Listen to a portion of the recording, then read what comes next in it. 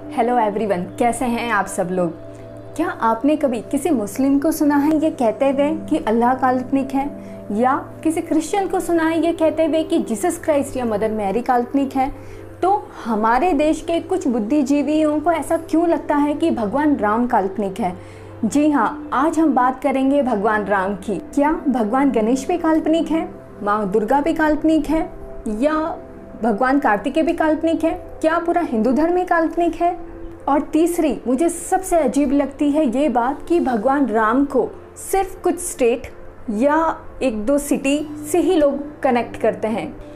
आज मैं आप सबसे कहना चाहती हूँ कि भगवान राम हर एक उस इंसान के हैं जो Hindu. Welcome in Indian culture with Pallavi. आज हम बात करेंगे कि भगवान राम के नाम पे इतना पॉलिटिक्स क्यों होता है। मैं आज आप सबसे पूछना चाहती हूँ, क्या भगवान गणेश सिर्फ महाराष्ट्रियंस के हैं क्योंकि गणेश चतुर्थी पे उनके घर घर में गणेश की मूर्ति बैठती है? ऐसा बिल्कुल नहीं है। भगवान गणेश पूरे हिंदू धर्म के हैं। हर एक स्टेट में हर अलग अलग भाषा बोलने वाले लोग भगवान गणेश को अलग अलग तरीके से पूजते हैं। नॉर्थ हो या साउथ हो, भगवान गणेश की पूजा सबसे पहले की जाती है। या कलकत्ता या हिमाचल में सबसे ज़्यादा शक्तिपीठ होने के कारण उनकी पूजा या माँ दुर्गा के मंदिर सबसे ज़्यादा वहाँ है। इसका मतलब ये नहीं है कि 2-3 स्टेट्स के अलावा माँ दुर्गा को पूजा नहीं जाता। नवरात्रि हो या बाकी कोई फेस्टिवल या दिवाली में महालक्ष्मी हो, माँ दुर्गा के सभी रूपों को हर एक तरीके से अलग अलग तरीके से पूजा जाता है हर एक स्टेट में। कहीं पे मंदिरों में, कहीं पे घर घर, लेकिन कोई भी देवी देवता सिर्फ एक पर्टिकुलर स्टेट का या पर्टिकुलर भाषा बोलने वालों का नहीं है। इसलिए आज हम इस टॉपिक पे बात करेंगे कि हिंदू धर्म को एक पर्टिकुलर स्टेट या हिंदू धर्म के भगवान को या उनकी संस्कृति को बांटिए मत। जरा सोचिए, जब हिंदू धर्म बना था तो क्या इस तरीके से बना था कि हिंदू धर्म की ये पूजा ये स्टेट वाले करेंगे, ये भाषा बोलने वाले करेंगे, या भगवान कृष्ण की ये लोग पूजा करेंगे कि माँ दुर्गा की ये करेंगे? नहीं। भगवान राम पूजनीय क्यों हैं? भगवान राम पूजनीय इसलिए हैं क्योंकि उन्होंने अपनी लाइफ की हर एक सिचुएशन बहुत अच्छे से निभाई।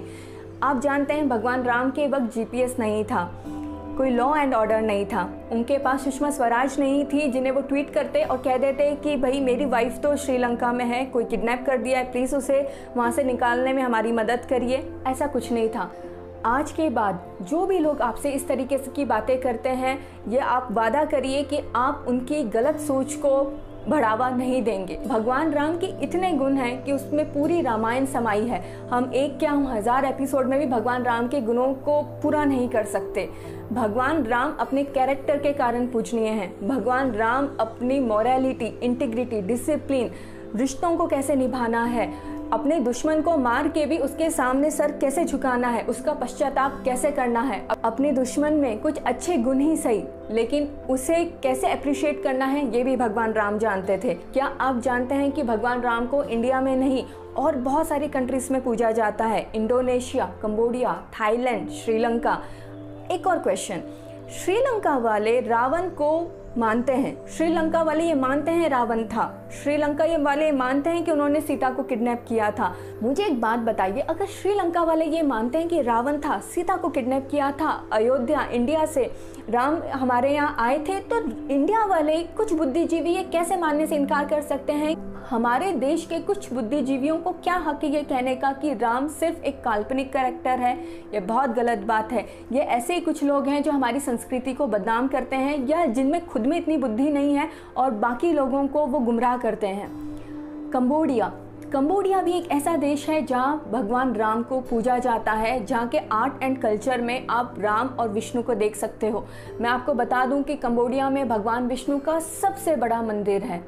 क्या आप जानते हैं थाईलैंड में रामायण रामकियन नाम से पढ़ी जाती है? इसका मतलब होता है राम की कीर्ति, जो बिल्कुल वाल्मीकि रामायण से ही मेल खाती है। राम, सीता, हनुमान जैसे हर एक कैरेक्टर आपको इस रामायण में भी मिलेंगे। इंडोनेशिया की रामलीला तो पूरी दुनिया में फेमस है। वहाँ के लोग रामायण के हर एक कैरेक्टर पे पूरा विश्वास करते हैं, हर एक कैरेक्टर को अपने प्ले में, आर्ट और कल्चर में बेखूबी से इस्तेमाल करते हैं, यूज़ करते हैं और मानते हैं। वहाँ की एक यूनिवर्सिटी का नाम भी सुग्रीव के नाम से रखा गया है और वहाँ आज भी संस्कृत पढ़ी जाती है और बहुत शौक से पढ़ाई जाती है। आज मेरी आप सबसे एक रिक्वेस्ट है, एक मुगल राजा था खिलजी, जिसने हमारे 3 लाख डॉक्यूमेंट्स 3 लाख पेजेस जला दिए थे। जानते हैं क्यों? क्योंकि वह चाहता था कि जब हिंदुस्तानी पीछे मुड़ के देखे, वे अपना इतिहास देखे, तो वह हमसे ही शुरू हो, मुगल से ही शुरू हो। और यकीन मानिए आज इस दुनिया में से बहुत सारे लोग हैं जिन्हें ऐसा लगता है कि हिंदू संस्कृति या ये देश राजाओं के वक्त से ही शुरू था, उससे पहले कुछ था ही नहीं। लेकिन वो ये भूल जाते हैं कि हमारे यहाँ राम, कृष्ण, सीता और बहुत बहुत बड़े गुरु हुए हैं जो ये कहते हैं कि राम थे, कृष्ण थे। हमारा इतिहास मुगल से शुरू नहीं हुआ था। अपनी संस्कृति को जानिए और अपनी संस्कृति को दूसरों को बताइए। ज़्यादा नहीं, अपने घर वालों को बताइए, अपने घर के बच्चों से शुरुआत करिए। याद रखिए, हम हमारी संस्कृति से हैं, हमारी संस्कृति हमसे नहीं। अपना ख्याल रखिए, खुश रहिए। जय हिंद।